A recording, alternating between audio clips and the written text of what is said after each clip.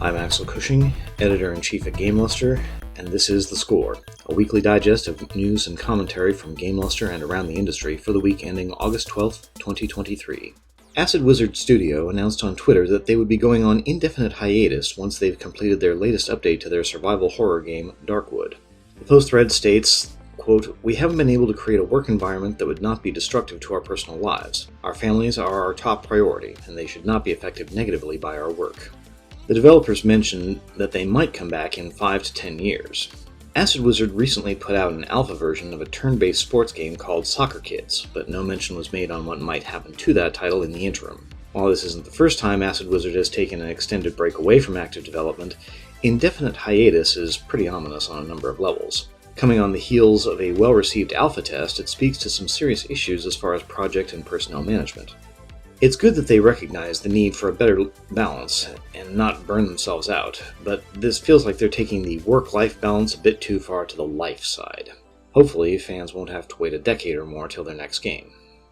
Larian Studios' release of Baldur's Gate 3 appears to be a bona fide phenomenon. Within its first week, the game has broken into the top 10 of Steam's concurrent player count, with over 800,000 players only a few days after its release on August 3rd. Now sitting at 9th on the charts, it's already knocked Apex Legends off the list, and might very well be taking Hogwarts Legacy down a slot in the rankings. PC Gamer reported that Larian CEO Sven Vincke had expected only 100,000 concurrent players tops.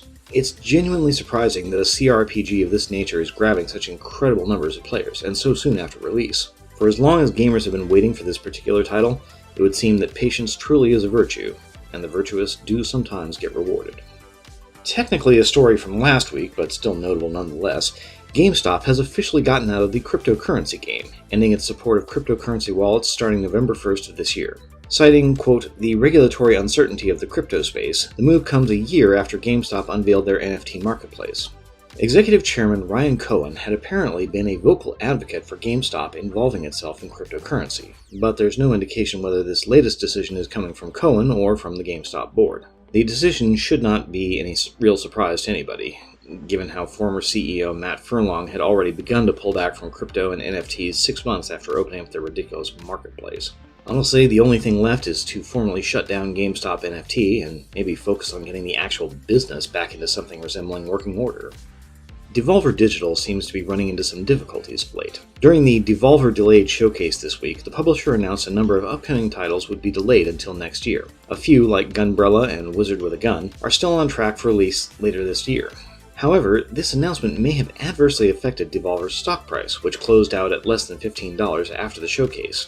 Delays obviously happen, and Shigeru Miyamoto's observation that a delayed game is usually good still holds water. But considering that Devolver's stock price has dropped precipitously since going public in 2021, there's an understandable concern that the company might be vulnerable to acquisition or even dissolution. Devolver's attitude towards the typical publisher model might not be orthodox, but even they have to realize that the business has to be run like a business. Hopefully, this is simply a rough spot in an already rough year for a lot of businesses. Speaking of businesses having a rough year, Embracer Group has announced that they're shutting down Campfire Cabal, a Danish studio launched last year as part of their persistent and ongoing restructuring activities. The studio was originally announced with great fanfare with the stated goal of creating story-focused RPGs and boasted veterans who'd worked on titles such as the Hitman series, Expeditions Rome, and Hunt Showdown. In a post on LinkedIn, creative director Jonas Waver spoke about the closure. "This decision was not related to the work we've been doing at the studio, but was made from a purely financial standpoint," he wrote. "We want to make it clear that our management and the rest of the team have not given up on Campfire Cabal yet, and neither have our friends at THQ Nordic. We are still pursuing our options for finding a good resolution to this situation, and THQ Nordic has been very supportive throughout this difficult time." So, at this point, Campfire Cabal is not a studio. It's an idea for a studio, and nobody ever played games from an idea for a studio. It sucks that Embracer's eyes were clearly bigger than its stomach, and it sucks that there's so much collateral damage from that move. But, perversely, as somebody who's kept the ember of hope glowing, I really hope that Campfire Cabal really does recreate itself, and doesn't have a thing to do with Embracer Group. In news which will only surprise Xi Jinping, a new research paper in the journal Nature Human Behavior has reported that China's ham-fisted attempt to keep their youth from becoming video game-addicted zombies by capping the amount of game time has had precisely zero effect. Age-based time restrictions were adopted near the end of 2019 with the urging of Tencent and NetEase. The study, conducted with assistance from Unity, concluded that from August 2019, before the regulations went into effect, to mid-January 2020, shortly after the regulations went into effect, there was, quote, no credible evidence for overall reduction in the prevalence of heavy playtime following the implementation of regulations. While it does seem like a pretty short slice of time, the study looked at over 7 billion game hours from 2.4 billion accounts. Personally, I'm curious to see what the data looked like when taking the COVID-19 lockdowns into account, but that's probably something for another study. Finally this week, Electronic Arts quietly and without any announcement indicated they were shutting down the multiplayer servers for Crysis 3, Dead Space 2, and Dante's Inferno. The titles were added to EA's online services shutdown list a couple of days ago. This will affect gamers not only on older consoles like PlayStation 3 and Xbox 360, but also PC gamers on Steam and EA's Origin app. And given the recent report regarding the state of video game preservation, it seems like EA is doing everything they can to accelerate the destruction of gaming history. Earlier this year, EA already shut down the multiplayer servers for Battlefield 1943 and both of the Battlefield Bad Company games. Who knows which games will be next? We don't. And while EA probably knows, they don't seem overly interested in letting people know about it. Far be it from me to suggest Andrew Wilson doesn't pay attention to the news of the industry.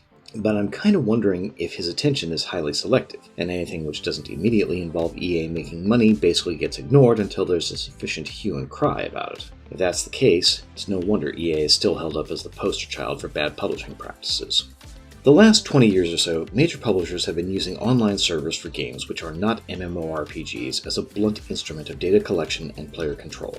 They'll throw in multiplayer modes for games like Dante's Inferno or Mass Effect, which really have no need for them, then justify the servers to support those extraneous multiplayer modes. The Battlefield series, and its Bad Company spin-offs, are built around multiplayer, and locking in players until the next sequel comes around, and then trying to convince them to jump over to the new game. And from painful experience, it's rarely worth the jump. And this is just talking about EA properties. Ubisoft, Activision Blizzard, they're just as bad, if not worse. All piously proclaimed in the name of enhancing player experience, which in truth it's just a way to politely spy on players to satisfy the perverse desire for engagement metrics. And this is the result. Games with entire sections lost forever because somebody said, "Put in multiplayer! Put in login servers!" and not even thinking about the inevitable shutdown, or at least not thinking about it in anything beyond purely fiscal terms. This is what happens when the suits involve themselves in the development process. This is what happens when guys with MBAs and not one iota of good sense make far-ranging decisions about the fundamental structure of a video game. What happens? We basically lose the video game. It ceases to be a functioning program. It's no longer an extant part of contemporary culture, because some idiot in a suit wanted to shove in servers. Now, there is a simple fix for this problem. Release the server code, free of charge, open sourced. Allow people who are dedicated enough and who are passionate enough about a game to run the servers needed to keep those games operating. It may surprise some of the younger gamers out there, but that used to be a thing among game studios.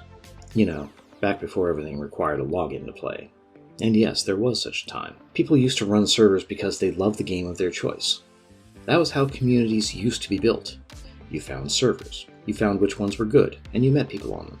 Sure, there were servers where people were terrible. Yes, there were servers where cheating was rampant and the game wasn't fun to play on those servers. But that was the beautiful thing about it. You could walk away.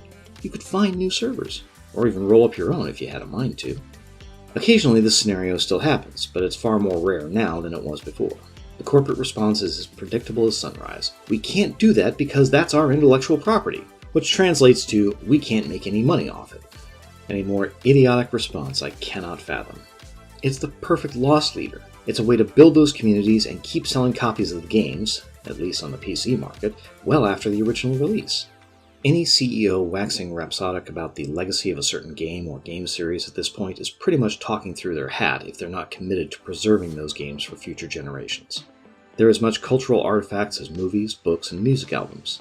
Yeah, the generations to come will undoubtedly look upon those earlier games as clunky, janky, horribly designed messes. They'll wonder why the graphics are so low fidelity. They'll ask why the soundtrack and sound effects aren't as clear and melodious as they are in the present. And yes, for the older gamers, the ones who experienced these games in the wild and carefree days of their youth, they'll look back on these titles with a certain rueful amusement. They'll shake their head and say, "God, how did I get so involved with this back then?" That scenario happened to me recently with a remaster of Rise of the Triad that just came out. My younger self was a fan. Uncritical, enjoying it because it was a game. Older and wiser now, I can see the flaws. I can see where good and bad design decisions were made. And I can still enjoy the game. Not the same way I did in high school, but still worth time and effort to play. This is what we're talking about with game preservation. The ability for people to enjoy games across a human lifetime. To experience them at different points in our life with all the good and the bad and the baggage we've picked up and dropped along the way. Not the lifespan of a console or an operating system. Not the lifespan of a corporate earnings quarter. And every time there is a server shutdown, every time somebody in the C-suite thinks, nah, it's not worth the money, we lose that opportunity. And we've already lost too many. If you've enjoyed this podcast, please like and subscribe. You can find other news articles along with guides, reviews, and features on our website, GameLuster.com. The opening music for the score was written and performed by Nirav Gandhi. I'm Axel Cushing, Editor-in-Chief at GameLuster, and this has been The Score. Thank you for listening.